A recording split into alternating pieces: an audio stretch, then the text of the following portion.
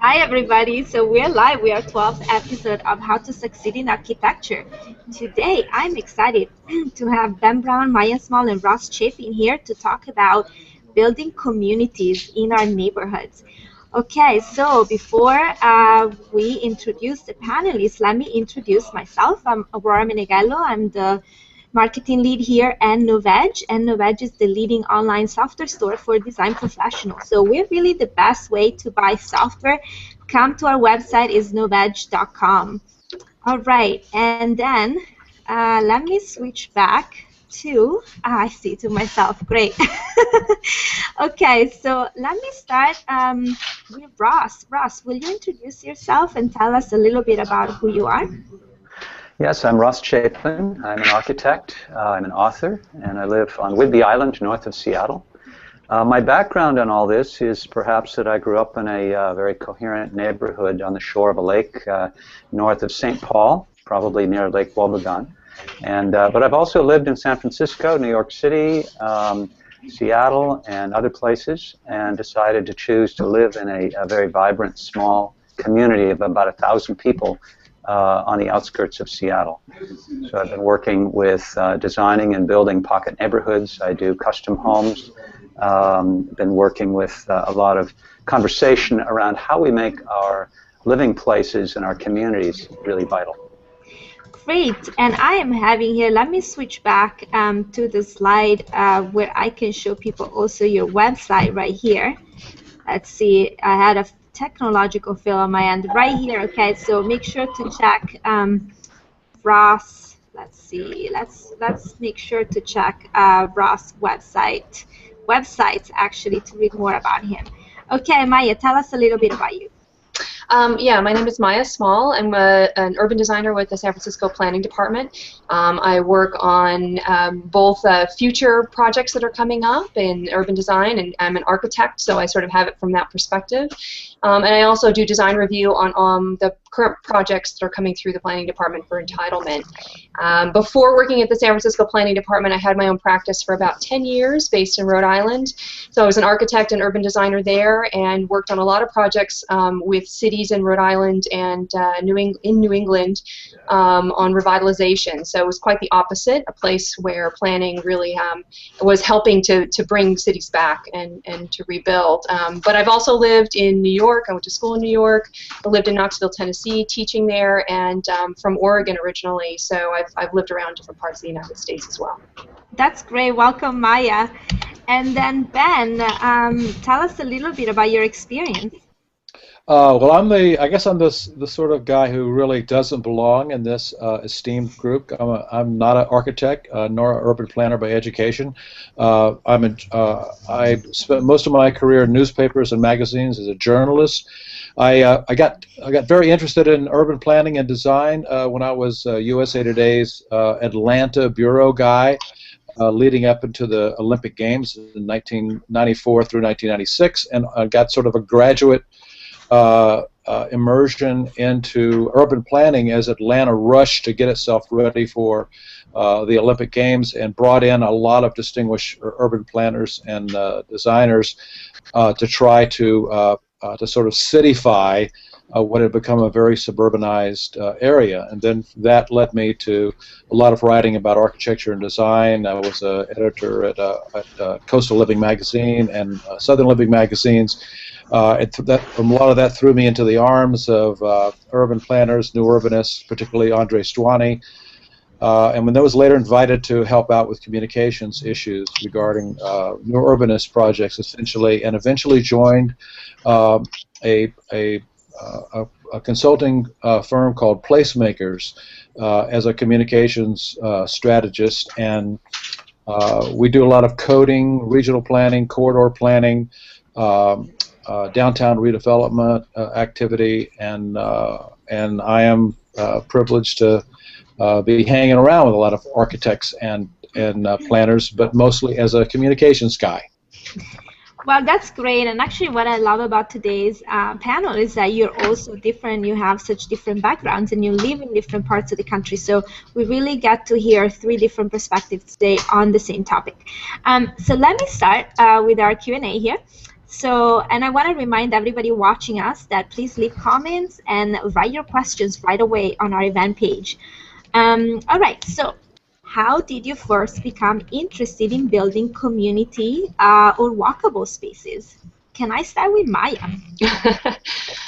Well, I was lucky enough to grow up in a place where, in Corvallis, Oregon, where it was actually quite walkable and very bikeable. So I grew up in an environment where everyone could get on a bike, and there were bike lanes everywhere, and I assumed everyone had that. And then I ended up living in environments, particularly when I came to Rhode Island later, where I saw there was a real absence of access to public realm and to being able to be sort of to have a center, to have a really beautiful, active social environment in a downtown. So it was a place where there was a lot of housing and a very empty center. I also spent a lot of time in the Netherlands. I've done study abroad programs with students there and saw the kind of quality of life that you can have when people are out and about and engaged in just day-to-day commerce and being in public space. And I just really felt like there were parts of this country that needed, some, information and participation, and that could really have an impact in bringing some of the quality of life I'd seen in other places to, in this case, Pawtucket, Rhode Island, but other parts of Rhode Island as well. Great. And Ross, what about you? How did you become interested in the topic? Well, I want to tag on to Maia. And, as a young person, I had gone off to Europe as well and rode my bike all over Europe. I lived in southern Germany in a wonderful village. And I experienced the vibrancy of a whole fabric together. I grew up in Minnesota, as I mentioned, and in a neighborhood, my sister and her children are the third and fourth generation in our own family house. It's more than 100 years old, 115 years old. For Minnesota, that's about as early as you can get. And in the 60s, the freeways came and the sprawl came, and the forests that I loved so much right behind our house were basically taken over by suburban tract homes of the most mediocre type. The creek was straightened out and in some places put underground. And it just struck me so physically, emotionally and physically. And it's something that I was realized that there are places in the world that have such life, and I could contribute to that. And so that's been my underlying passion that brings me forward, because I not only can see what's possible, but I can feel what's possible. So to me, that's what drives me. That's great. That's a great story. Ben, how did you get involved in this? Well, I think like Ross and Maia, I grew up sort of taking advantage, assuming that that life in an urban environment that was walkable, mixed use, easy access to transit was just the sort of normal way to live. Grew up in a streetcar neighborhood in Tampa, Florida, and then worked in the downtown areas of. Lived and worked in New York, Washington, D.C., Annapolis, Maryland, Detroit, Birmingham, and Atlanta. And in all cases, was always attracted to downtown neighborhoods. And then when I was the bureau guy in Atlanta in the lead up to the Olympic Games, I saw the panic in the faces of the Olympic Organizing Committee when they came back from Barcelona. And they saw what Barcelona brought to the Olympic Games in terms of the huge gathering in public places there, and the realization among the Olympic Games organizers in Atlanta that they didn't have that in Atlanta. In those days, in the 90s, Atlanta essentially was a downtown office community with outlying suburbs, and there was almost no downtown life and no public spaces where people could gather downtown. And so I watched the Olympic Games Committee having about $4 or $5 billion to play with, try to rapidly, on a 2-year time frame, transform downtown Atlanta into a real city, a city that would maybe not approach the level of Barcelona or are historic, even historic cities in the U.S., but nevertheless was a real earnest effort to try to get up to speed. And then after the games, Atlanta kept on with that effort, so that literally billions of dollars of redevelopment in the downtown and in Midtown in Atlanta has really changed the look and feel of Atlanta. And so I was incredibly impressed with that, and I wanted to understand better how that could happen, how you could translate what I always considered was a parcel or property level design into something that extended to a neighborhood and to a broader community. And so I went from writing about it to becoming actively involved in trying to enable it. So that's perfect, because we want to talk exactly about that and how you all contributing to that, to this new trend. And my next question is just about that, which is like, do you see people's values changing? I mean, it seems like I read a lot about millennials wanting to live in walkable neighborhoods, preferring public transportations, and I know it's not just millennials. So do you think this is part of a bigger trend? Well, I would say that, I mean, of the places that I've been, you know, there's really seems to be a lot of different kinds of things in different directions. I feel like overall there's a sense of wanting to have these kind of walkable environments, but the ways that they might play out might be very different, just depending on the scale of the city or the scale of a small town.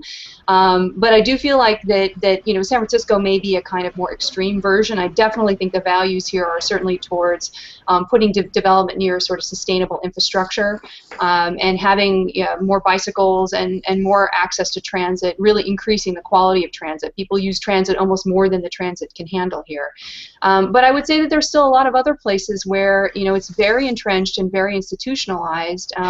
My experience in Rhode Island was such that, you know, there was a lot of desire and conversation to create some of these places and the idea, the kind of incentive of it, but there wasn't enough development happening to fund it. So the cities were very reliant on federal money or state money, and there was this very difficult conundrum, which was that the only thing that paid for public transit in Rhode Island was the gas tax. So the less people drove, the less money there was for public transportation, and you ended up in these really difficult sort of political situations of how do we actually make what we want. And San Francisco is really in a very different boat. So I think that, you know, the specificity of place is really important right now, and how these things are coming across, even if the values are there, actually how to make it is really difficult in different places. And do you, Ross or Ben, do you see these values changing where you live or where you worked? Mm-hmm. Let me add just a little bit to this, and Ben, I'm sure you can add more about trends. But I just wanted to just highlight something that we all know. Say before 2000, energy prices were low. There's relatively good employment.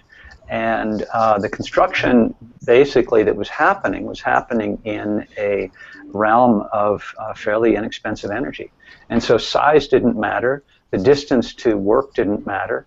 There were fewer people in the world, and so traffic wasn't as much of an issue. And now, with the new generation, the millennials coming along, they have a completely different environment. They're coming into traditional house buying age at a time of high fuel prices, high student loans, challenging employment world, and it's a completely different environment. And so we're getting a different desires. I think the millennials are much more social and sociable. I think that they're very interested in walkability, less interested in having, you know, me and my own world and the perfect American dream behind the picket fence. And curiously, as the baby boomers are coming into their post-work age, they're asking, well, now what is my dream? Is it a extra large house with my own world where I don't see anybody? And I don't think so. They're also interested in simplifying, in downsizing, in community in many of the same ways, walkability. They're interested in the quality of relationships. and in a simple, direct relationship with nature or with the environment. And so I think we're coming into a whole different era right now. I think it's a huge, huge shift. It's not just a typical shift from one generation to another. I think we're talking about a major shift of an era. And I think in terms of trends, we're maybe looking at the automobile age, which was, you could argue, 60 years or 75 years. I think we're entering into the post-automobile-dominated era. We still will have automobiles, but I think we need to have our living places, workplaces, third places, which is the place where we hang out beyond those, our friends, our children's lives, in a much more closer pedestrian walk circle kind of scale. Yeah, I think just to add, I mean, Ross has accurately identified the two big demographic pushes from the retiring boomers and the millennials coming of age, and in a context of economic necessity, and for many of us born, you know, in the last 60 years or so, this is an era of economic necessity that we haven't faced before.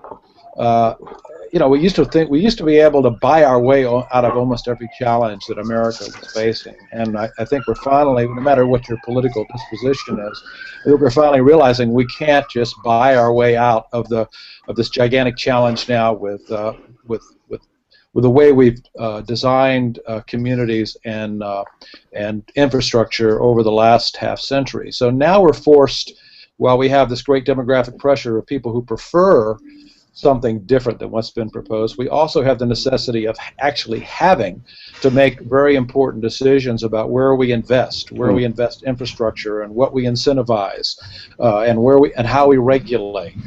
And so now that kind of economic necessity is forcing, is opening up an opportunity for great design, and not just great design of individual places, of great buildings, but design of neighborhoods, of broader communities, of mixed-use environments, of infrastructure that serves all of that. And so it's a time of great opportunity for good design. And you know, fortunately, we have some really good designers out there, but we also have to change the minds of a lot of people who were working in the design context that's now outmoded. So these are all great great points. And if you're not familiar with Ben Brown, Ben here writes a blog, and he's actually quite a prolific writer. My colleague right now on the web page is gonna post a link to a blog post he wrote recently. Ben would really like that, about the age of affordability. Yeah. So let me go to my next question, which is, you know, you all share the same commitment to making our cities and neighborhoods places that pull for connection and community, and yet each of you is approaching the issue in different ways. So I'd like to talk about that and sort of delve a little bit more into your approaches. Let me start with Ross. Ross, can you tell us what is a pocket neighborhood?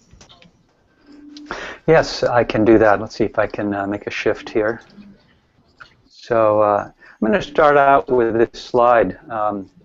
As I was finishing my book on pocket neighborhoods, I'd been working on it for 2 or 3 years, and this is after a number of years of developing neighborhoods and being focused in on the real specifics of how to make them happen, and work on developing zoning codes that enable them. But we're at a friend's garden party. It was about this time of year. The apples were on the trees. We overlooked this beautiful valley, and there were maybe 20 people at the table. And as we went around the circle, our hostess asked to share a little bit about ourselves, because we all knew her, but we didn't necessarily know each other. And it came around to me, and I said, well, I'm Ross Chapin. I'm just finishing a book on pocket neighborhoods. It'll be printed in a couple of months. And they all looked at me and said, so what is a pocket neighborhood? And I had been working on that for a couple of years. Darned if how would I describe this? And I looked down at the end of the table, and I'd realized that there was this really lively conversation going on. And at our end of the table, another conversation. And at the middle of the table, this long table, a third conversation. And I said, well, these are like pocket neighborhoods along a large block. And so we have a relationship among the people that we live nearby that is spontaneous. We engage one another. And it dawned on me that in small groups, conversation is spontaneous. This is part of our human nature. And when I came to that realization, I realized that this can become the building block for coherent, vital communities, for communities where we have a sense of belonging, where we can honor and respect each other's. In fact, each other has this unique story. In a larger neighborhood, you've got hundreds of houses, and you might know, the house on the corner near the Central Park or the little cafe across the way. You may not know all the names, but you will have a very strong sense of neighborhood. In a pocket neighborhood, it's the scale of nearby neighbors. These are the people that you meet coming home from work. The kids are out in the play area, and you engage with them. In a pocket neighborhood, it's really about caring neighbors. And so if you're a single woman and you're going off on vacation for a week, you've got somebody to look after your cat. Or you're a single mom going off to do an errand, and finally your child is asleep. You can call upon a neighbor very easily. Or an older fellow who's wanting to clean his gutters, and it's really not the best thing. So you've got neighbors that you can call on. In a standard neighborhood, you've got a public street and a private backyard. And take a look at the connections among neighbors. Really, there are almost none. You enter through the garage doors. You've got a fancy portico entry and a living room that's hardly ever used. Meanwhile, your life is in the backyard, which is all about privacy. There are no places of connection. In a pocket neighborhood, we expand this out and have an intermediate zone between the public and private worlds. And this is where life comes and goes. And the conversations happen. The kids have a place to play and find other playmates that are not planned play, but unplanned. They can find aunties and uncles, short-tail aunties and uncles. It might take the form of cottages around a shared garden. But that's not the only thing. Co-housing has some wonderful examples. This is from Denmark, around a pedestrian street. These would be like co-housing little pods connected within a larger community. But what happens if you live in a standard neighborhood? Here's a group in Oakland where they took out the backyard fences and created a play area and a gathering place. Or here in Baltimore, where neighbors around this alley, which was very, very sketchy, decided to claim the alley. In my mind, that's also a pocket neighborhood. This in Oakland, where they gutted an old market building and they rebuilt the second floor, and they had all the apartments opening onto a shared space. Or taking over an industrial area and creating places where people can meet. Again, a pocket neighborhood. Another example would be here in New Zealand, more in the suburban area. And then Martha's Vineyard, a rural area where you had 20 homes coming around to commons. They preserved the bulk of the land. I think they had 20 acres, and they preserved most of it by building in clusters. The idea is the scale of sociability coming around in small groups where conversation is spontaneous. That's the gist of it. I really love how you're focused on really also the psychology of it and what people like and how people connect. And I want to say, if anybody's interested to read more about Ross' philosophy, not only to check his site, but I interviewed him for the No Veg blog a year ago, and it's one of my favorite interviews. So check it out.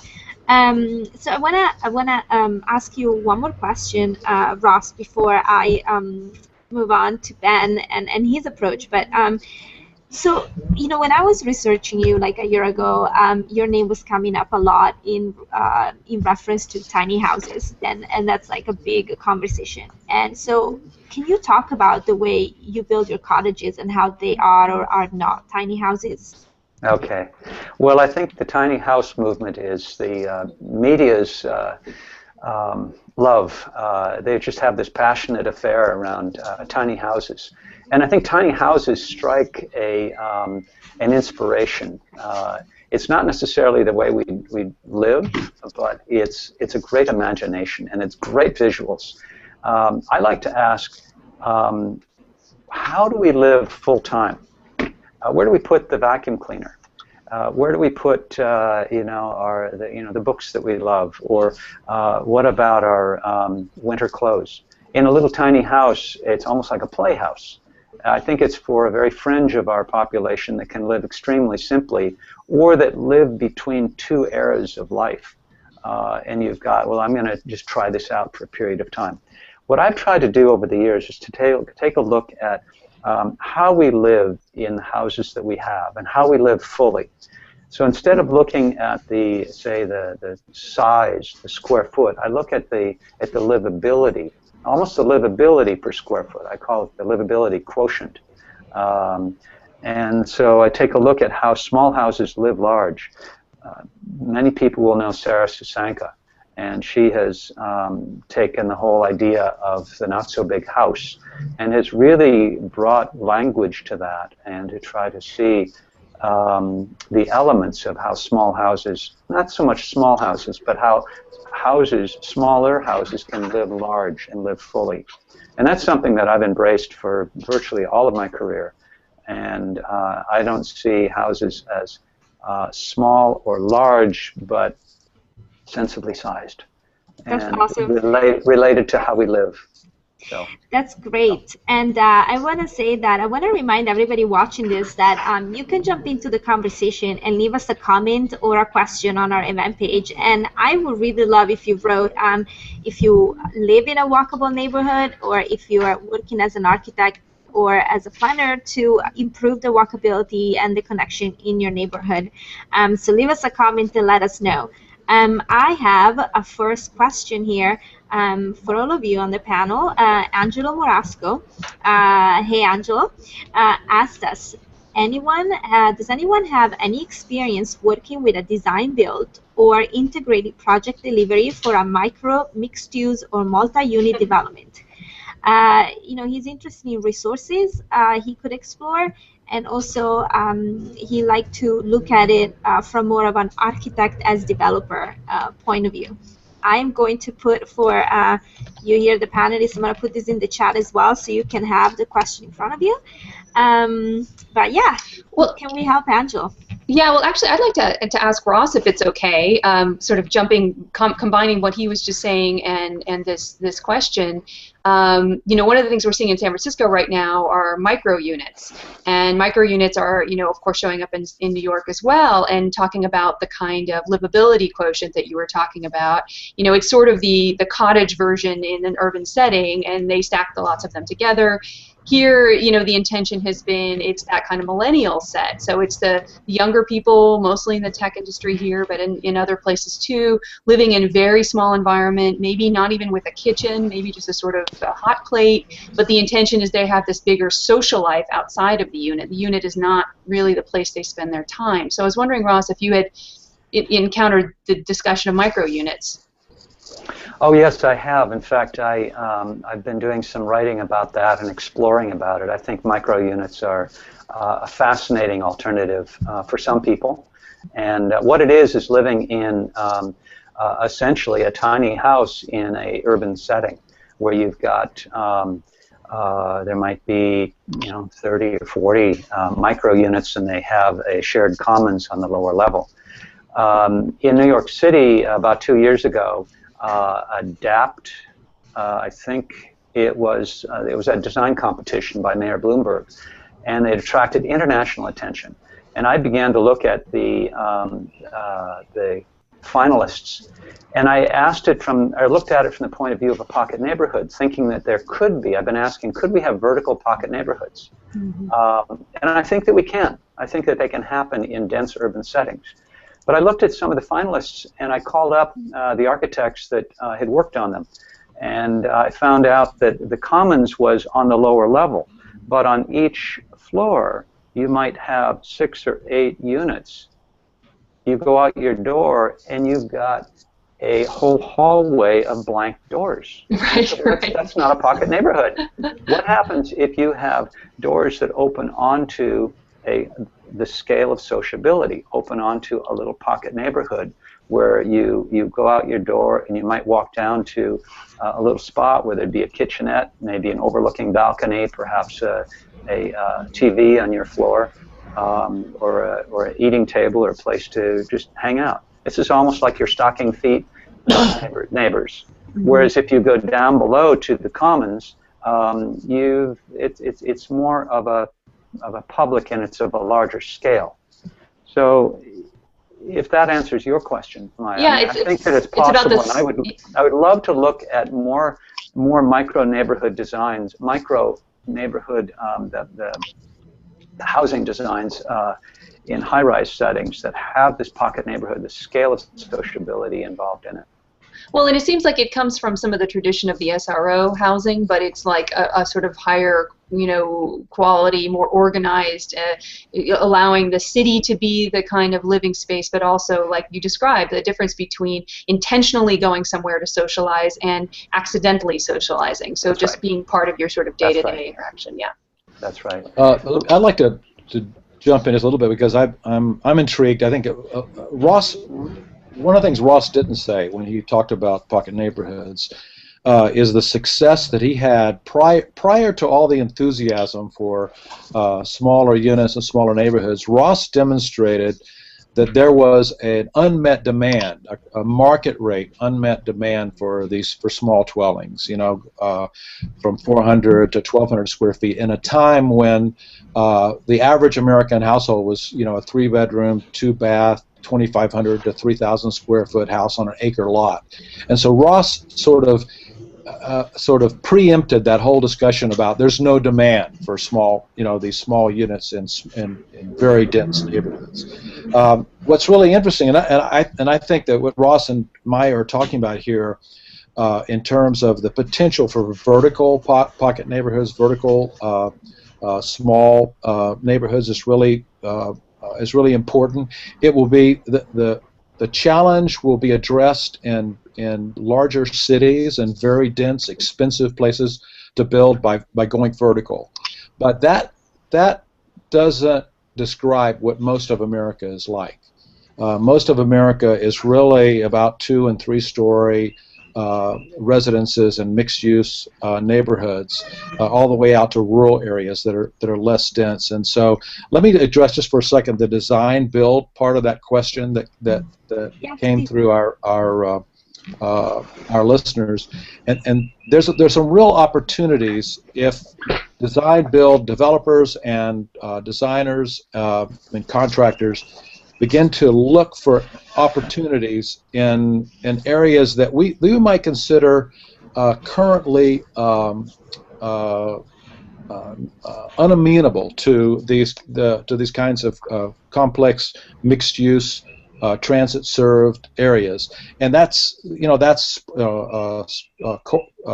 commercial corridors and suburban neighborhoods that may be closer in. That over time, as these economic pressures begin to force different kinds of decisions about planning, that over time they can become more urbanized areas. And there in those places, the opportunity to acquire and build 20-unit neighborhoods or 20-unit complexes as opposed to 200-unit complexes, that's more in the reach of design builders. And I can point to in the blog that Aurora mentioned, I highlighted a design team called Anderson Kim that are headquartered in Albuquerque in New York, in which they're identifying places like this that are sort of the right scaled for the design builder, and I'll be glad to put people in touch with them. But I think that's where the real opportunity, the most opportunities for the most designers and builders in America now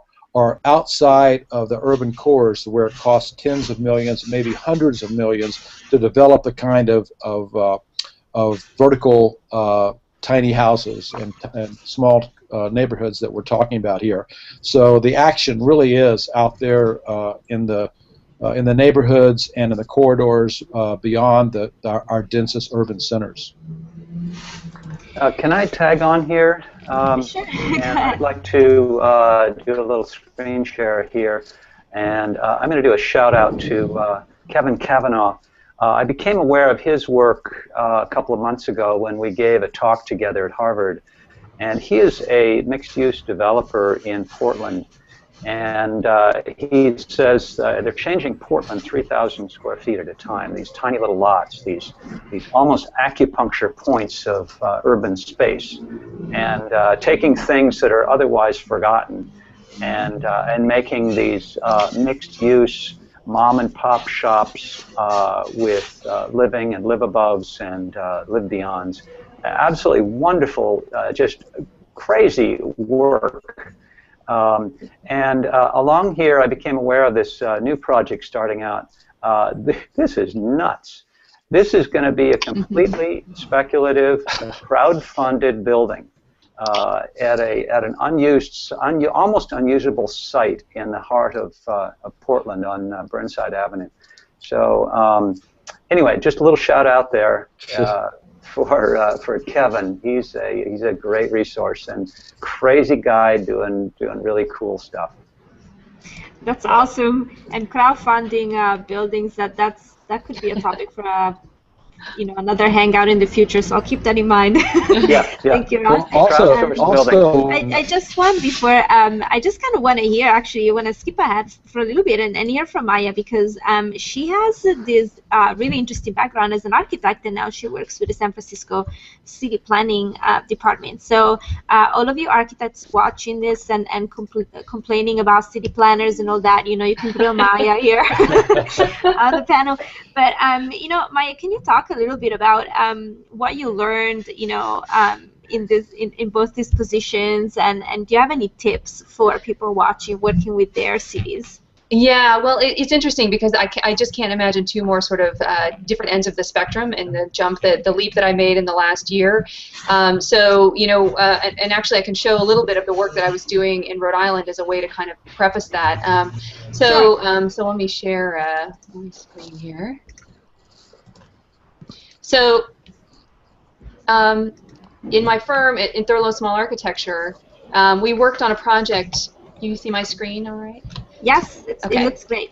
So I was working on a project in Pawtucket, Rhode Island, and it was a place where it had its heyday in the early 1800s, and was the site of the first. Lowell, Massachusetts may have issues with this. Pawtucket claims the first mill in the United States, which is Slater Mill, and it was a place in which there was a lot of love for what was a very, very beautiful city with some remnants and some beautiful historic buildings. You can sort of see small-scale versions of here, but it's essentially a place where there hasn't been development. There was a burst of development in the early 2000s when the market was really high. A lot happened. There was a lot of adaptive reuse projects, but the center of the city really didn't quite come back. So there were a few very sort of small moments where development started to kind of bring back residential into this core. So we ended up working on a plan to knit the core back to what is essentially the suburbs and Providence around it. And so it's a place that went through a lot of decline, even in the late 1800s and certainly into the middle of the 20th century. But the kind of character and depth of the place is so vast that there were families that have been there for generations and incredibly beautiful houses that were sort of on the periphery while the center was eroded. So my experience was working with a very small planning department, working with a lot of nonprofit housing developers. I was on a board of the Pawtucket Citizens Development Corporation for many years there, the Pawtucket Foundation. So it was nonprofits working with cities, and then a few of us on sort of the private side of things started, strategically or tactically in some cases, looking for opportunities for sort of low-hanging fruit. How can we make this place that has so much rich potential start to sort of work again as a neighborhood, as a place to be? So one of the we ended up working on the downtown plan. It was funded in part by the state, as well as by the Pawtucket Foundation. And we originally started by kind of looking at those historic roots and understanding why the place didn't work. And one of the things we discovered was that there were all these little segments of one-ways that had been added in when the freeway, I-95, came through, and just had disconnected the center from its periphery. And so the kind of havoc of that mid-20th century infrastructure, the car kind of came in and took over, disconnected what was, routes that had gone back literally hundreds of years. So the Boston Post Road came through here. I think we have a chart of it. The Boston Post Road came through here, went across the river, which was a place that Native Americans used to cross the Blackstone River, and up to Boston. This is the link from New York to Boston that went through Rhode Island. And this had been completely disconnected by the one-ways. So little, ways in which you could make those two-way again allowed people to simply understand and connect and naturally flow from the neighborhoods into the center. So, a lot of this gets into the nitty-gritty of how you actually, turn one-way streets into two-way streets again. But it was kind of a simple move in a place that didn't have a lot of money to spend, and even the city could afford to do some of those. Some of those were not about widening roadways. They were simply about restriping and very tactically finding those moments of connection. So we developed bicycle lanes that would start to come in, and bus and bike hubs that would become integrated with the environment. This is around a school, a parking system. Everyone complained that there wasn't enough parking, and there was plenty of parking, but people couldn't necessarily find it. And then a greenway system that would start to kind of knit everybody back to the river again. So it was, it was big kind of ways of looking at the overall picture of what could happen there. Turning a stormwater retention basin into a park was another part of the project, and then of course all of the zoning and everything that we would need to actually implement some of the longer term development goals. So that's just sort of one example of how essentially we were looking at these kinds of very on-the-ground, grassroots, finding other partners. It was very much public and private partnership, trying to be able to sort of get small things to happen that would then also give the state funding or federal funding, that there would be a way to kind of see that the city was ready for new things to happen, and get other larger partners on board so that things could occur that way. So that was sort of the revitalization efforts in one place that we were working for quite a long time. Could I say something about add to that a little bit? I think that's a great example. I think Maia's reference of public-private partnerships is going to be an increasingly important discussion that we have to have in our cities and communities. Just because there's not enough money for big federal and state-funded projects to deliver on the scale that we may have been used to, and so. Finding the right kind of nonprofit partners for a city, and bringing in private sector developers who are able to be able to supply a certain amount of the market risk once the foundation is made by and helped along by a city and by nonprofits is a really valuable approach, especially on this kind of baby steps to better community building. We have a great example out of Hurricane Katrina down in Mississippi, and I was the communications director for the big new urbanist rethinking of planning along that coast back in 2005. And one of the things that grew out of that was the idea of Katrina cottages, first of all, to be a better way of sort of seeding small-scale neighborhoods as opposed to leaving behind a lot of FEMA trailers for displaced people.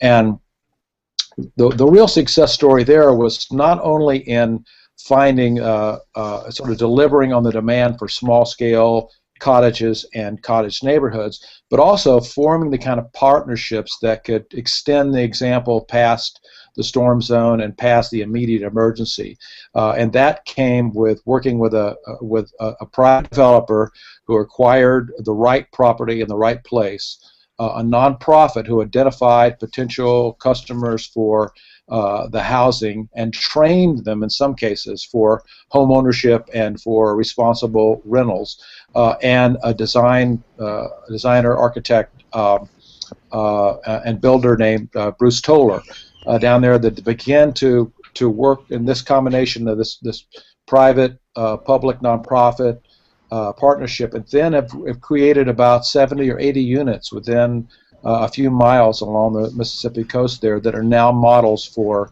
redevelopment all over the country. And so I think this public-private partnership strategy is going to be increasingly a big one, and I would encourage architects and builders in areas to begin looking for the potential for joining in those kind of partnerships, so they don't have to saddle the expense and the brain damage of doing these projects on their own. And I also think nonprofit developers are a really, really important aspect of this as well. I mean, I think that even in a place like San Francisco, there are nonprofit developers who are really helping to create 100% affordable housing projects. So in a place that's even booming, you still need that to help support, housing for everyone. And in Rhode Island, which is almost funded entirely by, I hate to say it, by foundations. A lot of the work that's done there is really done by, that was the only work that was happening in the state after the crash. I mean, that was the only reason development was happening at all. And they also had this sort of larger social agenda, so they were pulling in, community groups. They were really helping to network. They helped set up the one I was a part of, was on the board of. They ended up developing an after-school program. They ended up networking people who were already doing other kinds of park revitalization. I mean, they really stimulated a lot of activity that was happening. The planning department couldn't, do everything. And in those cities as well, I think open space, it really gets dropped out of the equation. I mean, there were parks that were proposed where the Parks Department literally said, please don't put any grass here because we can't maintain anything. So our parks can't have green things in them anymore. I mean, it was a pretty sad situation. So that nonprofit side of things, and frankly, I'm surprised we don't see more nonprofit architects or design build, because I think that there are a lot of socially minded people, and there's really not probably a lot of money to be made. So in some cases, broadening the community of who's on your board, who's participating, who's where you can get your funding sources really helps too. Well, so why don't we give some resources or some names of these groups or anything else you find really inspiring on the topic? I want to start with our neighbors here in San Francisco. Novage's neighbor is public architecture. We actually feature public architecture and architecture for humanity. We're like in between these two organizations who are nonprofit, and in particular, public architecture has the 1% project, where they invite architects and related professionals to donate 1% of their time to a pro bono project. So any other resources, especially these nonprofits, developers that you mentioned and so forth, that we can share with our audience? Well, I would say that, I don't know, Ross, if you have, sounded like you might have a... Well, I have another angle on this whole question about how development happens, and you could say public or private. Let me tell a short story here that's really right now on its threshold. 2 years ago, here in our community, a 3-minute walk from where I work and from the downtown area, there was a almost a forgotten apartment complex that was up for sale, and the price had come down so much that a number of us had gotten together and said, well, how about it become a community? And I was imagining a multi-generational community of people that would be from all realms of the economic spectrum, that was environmentally responsive and socially healthy. And so we stepped forward and we put our savings into it along with another couple. And we reached out to the community here. It's a strong community. And within, I think, 4 weeks, we raised $1.1 million and purchased the property all cash without going through any banks. And we asked the people that would be, that we're lending with, that we'll give them their money back in 2 years with a low but good interest. And so let's see, 3 weeks ago, we completed the project. We created a common house at the center, and on and on. I can go over more detail, but I won't. And we put it up for sale 3 weeks ago, and all but 3 are spoken for right now out of 16 units. And we'll be paying back our lenders a month ahead of time. So without going through any banks at all. Okay, I hope if you're watching, you're taking notes on this. There'll be more on that coming up. I can give you a couple of names of some profits on some nonprofits on a national basis. Enterprise, if you just Google Enterprise, they provide an awful lot of support and often affiliate with local organizations. We're working in a couple of places with a group called Next Step, Next Step US, who are addressing particularly affordable housing issues, and they also affiliate with local groups. But in almost every area we've worked in, there is a affordable housing nonprofit or a nonprofit that's very interested in housing issues. That's often well connected with granting opportunities, and even more importantly, have good reputations with the kind of people you have to get aboard in order to get the permitting and the entitlements you need to get moving on a project, and often they're also have political connections in town that makes it easier for you to overcome the usual kind of barriers to development that can eat up a lot of time and money for design build in particular areas. I would encourage people who are interested in that to just kind of look around in their areas. There is more than likely a local affordable housing or advocate for housing issues that in almost every local area or every region that's affiliated with some kind of national group that can speed the sorts of things we're talking about. Yeah, one other organization is LISC, which is Right. Local Initiative Support Corporation, and we worked a lot with LISC, and LISC is a national organization as well. In Rhode Island, there's Rhode Island Housing, which is the kind of state agent, and all of the local nonprofits work with them. So that's another kind of resource. Rhode Island Housing is a way to find out more about that particular area. But agreed. I mean, they're all over the place. Every community, hopefully, will have one, and they can be incredibly active and get sources of money you wouldn't believe from all different kinds of levels, and package these things together pretty interesting ways. Well, that's great. So we're approaching, we're getting close to the end of our hangout, and what I would like to do in this last 9 minutes is that I like to hear from each one of you if you have some practical advice for the people watching that, most of our audience works as an architect or a planner or a designer, on how they can get more involved with this movement, or if there's any practical steps to incorporate some of the things you do into their own practice.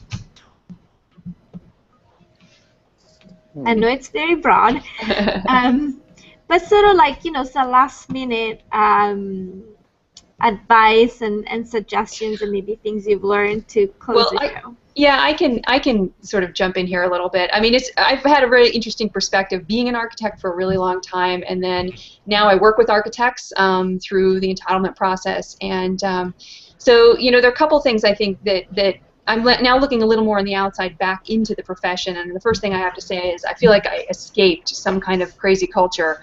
It's really bizarre, like, to not check my email on the weekend and be getting calls from clients all the time at crazy hours and things to work like a normal human again. So there's a culture to architecture which is very intense, but I think there are sort of two things that I think, looking from the outside back in, that I think architects could consider or make sure that is sort of on their table when they're working in communities and environments. The first is that I think architects often get there's so many things you're balancing and dealing with between the pressures of what the building has to be, or the site configuration, or the permitting, or whatever the client's demanding, or the financing, and to remember that it's less about what it looks like and more about what it does. And how they start to put things together as a building, and how it connects to its environment, and how it connects to the larger kind of region. That organizing things so that people use them in particular ways, that they're expressed in certain ways, that they're connected to things in certain ways is incredibly important. There has to be a sense of stewardship with the building, and especially with exterior space. There has to be a sense of who, it's not just who owns that, but who guards that, who cares about that, who monitors that, who's around.